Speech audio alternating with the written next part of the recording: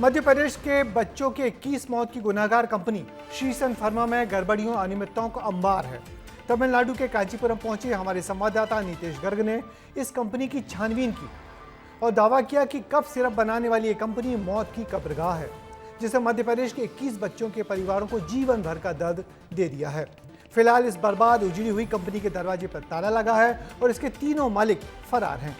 बच्चों की मौत के बाद बनी एसआईटी अब इस कंपनी की भी जांच करेगी। मौके से देखिए विस्तार न्यूज की एक ग्राउंड रिपोर्ट।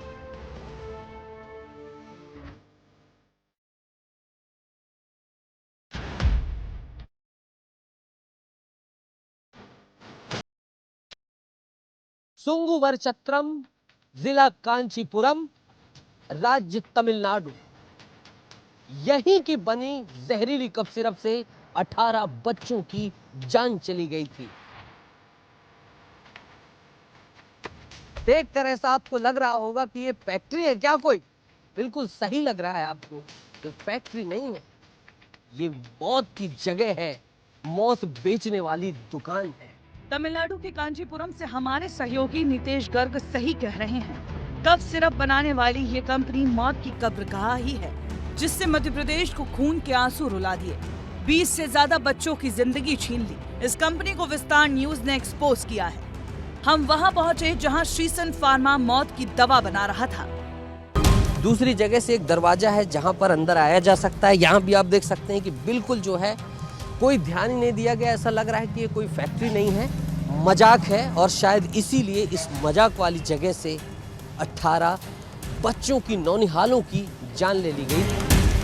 घटना के बाद से फैक्ट्री मालिक फरार है, गेट पर ताला लटका है। बेंगलुरु रोड पर बनी हुई ये मौत की कंपनी कोई 100 या 200 करोड़ की नहीं, बल्कि 3 BHK फ्लैट बराबर जगह में संचालित हो रही थी।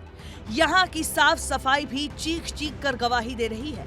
सबसे बड़ी बात ये कि देश भर में दवा और प्रोटीन सप्लाई करने वाली इस कंपनी में महज आधा दर्जन लोग ही कार्यरत है।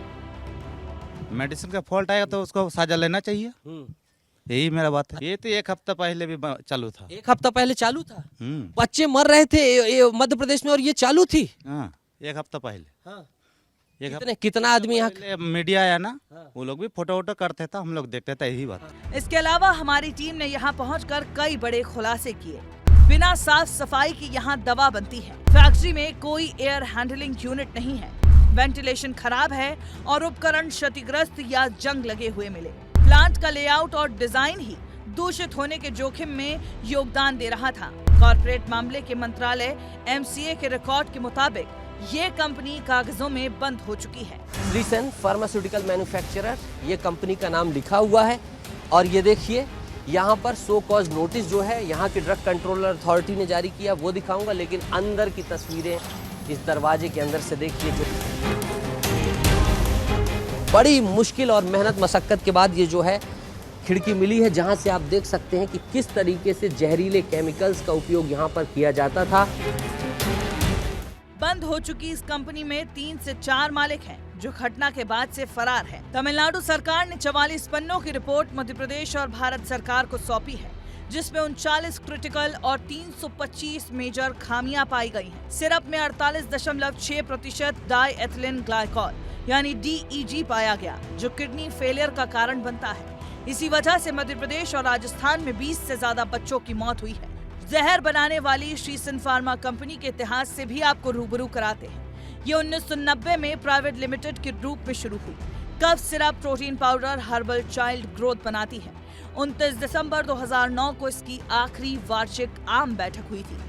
बहरहाल मध्य प्रदेश के मुखिया डॉक्टर मोहन यादव इस पूरे मामले पर बहुत सख्त हैं और लगातार कार्रवाई कर रहे हैं। श्रीसन फार्मा के सभी प्रोडक्ट मध्य प्रदेश में बैन कर दिए गए हैं और कंपनी के खिलाफ FIR भी की गई है। लेकिन इसमें जो धाराएं लगाई गई हैं, उसमें अधिकतम 10 साल की सजा है। लोगों की मांग है कि कंपनी के खिलाफ हत्या का प्रकरण दर्ज किया जाए। तमिलनाडु से नीतीश गर्ग की रिपोर्ट। हैरानी इस बात की है कि दक्षिण की इस दवा कंपनी का MP, राजस्थान और छत्तीसगढ़ में खूब कारोबार था। डॉक्टर और मेडिकल स्टोर से 60 गांठ कर ये दवा कंपनी घटिया स्तर की दवा बनाती थी और खूब मुनाफा कमाती थी, जिसका हिस्सा भी डॉक्टरों और दवा लिखने वाले को डॉक्टर को दवा लिखने के एवज में दिया जाता था। जरूरत इस बात की है कि दवा कंपनियों के नाम पर इस तरह मरीजों की जान से खिलवाड़ बंद होना चाहिए। यही इस घटना का सबक होगा यदि इसे गंभीरता से लिया जाए तो।